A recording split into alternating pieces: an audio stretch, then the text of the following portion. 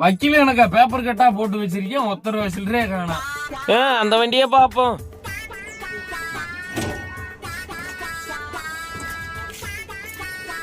பீடிக்காவது ஆகட்டும். ஒரு 10 ரூபா உடனே 20 கிடைச்சிருச்சு. மாமா ஒரு 10 ரூபா விடுவோம். ஓய் மக்காளி போயான்ட்டு. யோ 10 ரூபா கேட்டா கொடுக்க வேண்டியதானையா?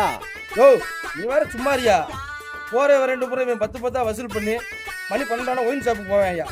இதே பொழப்பத்தாயா வச்சிருக்கேன். ஆட்டோவில் 1 2 சில்லறை விட மாட்டானையா. அப்படியாயா?